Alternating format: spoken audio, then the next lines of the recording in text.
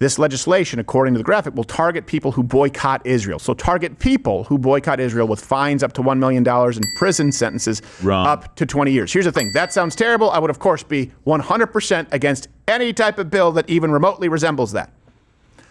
That's not what we're actually looking at here. Unfortunately, you know how the internet works. Poorly, very often. So H.R. 867 is this, they're calling it the IGO, International Government Organization Anti-Boycott Bill. And, you know, a meme travels halfway around the world before you can check your DMs or fact check it for the truth. In this case, this is the Israel legislation that both sides have been completely misrepresenting. It was also horribly rolled out. Oh, so bad. This is what and all references are available, link in the description.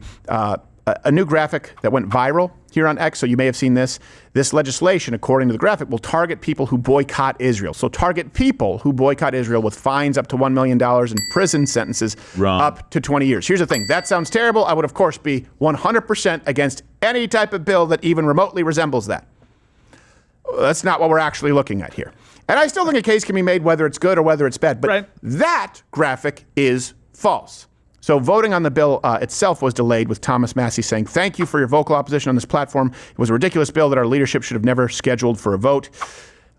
Maybe, but let's go to what this bill actually is. So key fact number one, bill sponsored by Michael Lawler, Republican from New York. And it is titled the IGO Anti-Boycott Act, which I don't like because just IGO, International Government Organization. Yes. It's very broad. It's very broad. It's like, okay, well, where? International. Could be anywhere. Okay, what kind of entity? Government or organization? Pretty much anything that's an assembly of more than like a person. Two. If it's two or more, it fits under this umbrella. So that's my first qualm with it. But he did say this in January. He said, "I'm proud to introduce the IGO Anti-Boycott Act, a bipartisan effort to protect U.S. citizens, businesses, our allies, particularly Israel, from discriminatory boycotts." Stop it. Yeah, exactly. It's not helpful for these people to tie it to Israel when it's not. Gerald, you understand. It's not exclusive to Israel at all. No, it's not exclusive to Israel at all. It encompasses everybody. But this guy's district is heavily Jewish. And I was told from some people who might know that the rabbi basically gives some direction on some of the voting proclivities for the parishioners, essentially. And they'll go out and vote based on that. So this seems to be a virtue signal towards that. Now, here's the problem. Every time you put something forward and you specifically isolate Israel in it, when it speaks to a lot of different people, nobody hears anything else you say. They just hear a protection, especially Israel, and done. They're done. They're out of it. They're just fed up with AIPAC and organizations like that right now, and they're just out. So this is a horrible rollout. By the way, with AIPAC, rightfully so. Rightfully so with AIPAC. We did a whole segment on this. AIPAC, the reason that I can't... Okay, 700,000 or so to Hakeem Jeffries. Screw you. You hate America. That's it. Right. I don't care if you're Jewish or Gentile. AIPAC, you suck. You're not looking out for the best interests of Americans.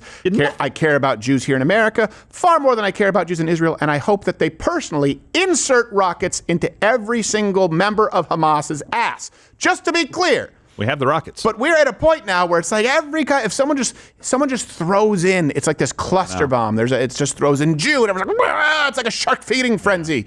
Like, let's just hold on. Let's take a step back. So let's go to key fact number two. This bill amends a 2018 Anti-Boycott Bill Act to include, again, international government organizations. Explain this, Gerald, so people, and you guys can go check the reference. Please read up on it. And just don't be led by the nose by people who are looking to sell you clickbait. So 2018, Donald Trump. 2018, remember, Donald Trump was the president of the United States. The penalties are exactly the same as it was. Essentially, it's saying if there's a boycott organized by a foreign nation, right? So if India right now comes over and says, hey, by the way, we're going to put some pressure on you. You don't want to buy any Pakistani stuff anymore, right? You're not going to buy from those guys. Otherwise, we're going to pull our business from you. Or they might come over and say, hey, by the way, here's some incentive not to do this. And the qualifier is to a friendly nation to the United States. Right. So essentially, it's not anybody can have any opinion they want. They just can't be paid to do it or forced into doing it by the withholding of trade or something like that, right? Right. So it actually protects us to a degree. So the people out there saying that this is something different and saying that it's something that you can't have an opinion are 100% wrong. Yeah, well, this brings us to, let's just skip 3 because you covered it to sorry, I kind of wove it in there, my bad. Is states, businesses, and of course individual people, you're free to boycott Israel or any other country, to be clear. You are completely free to boycott, to organize boycotts against Israel, any other country, as long as it's not because some kind of an international government organization gave you a directive or an incentive to do so. Now, again, I don't love this term IGO. I know. I But hate it. Thank UN. So thank UN. Right. No, I know. And that's what this whole thing is. It's basically expanding it and saying, oh, and by the way, if the UN or the WF or the E or anybody else tries to put this pressure on a friendly nation, because maybe they're helping us with the tariffs, maybe they actually are cracking down, or maybe it is Israel or something like that, and they're trying to boycott Israel as a world, they can't force you or incentivize you to do it. Right. That's all this is. But when you say it the way that guy said it, nobody cares. So here's the thing. There's some merit. You can argue, both sides on this, to this bill. It has nothing to do with you personally boycotting Israel or the Jews. To be clear, it's been misrepresented online. That being said, the people rolling it out in order to pander and virtue signal to their constituency, tying this to Israel rather than being accurate, gave some ammo to people to misrepresent it. None of this was done well. This whole thing is just one big giant cluster screw. Yes. And it hasn't stopped some Jews from, as a retaliatory action, calling for an all-out boycott, as we unfortunately found out recently in the office.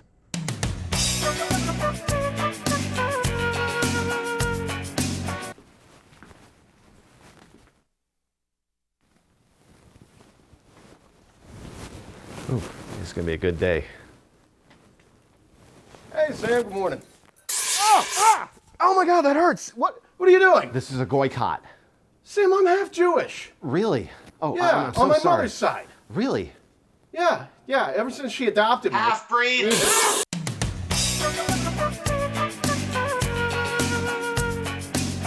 Guys, it's wrong to hate. wow.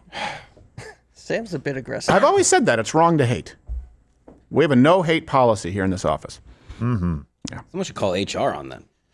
It's already been done. They work their way into everything. Hey, if you like this video, or if you have strong opinions, comment below, where I will tell you this, the comment section on YouTube is the best that society has to offer. You won't regret it one bit. Or you can click one of these videos playing right here next to me in that box. No, not that one. That's embarrassing.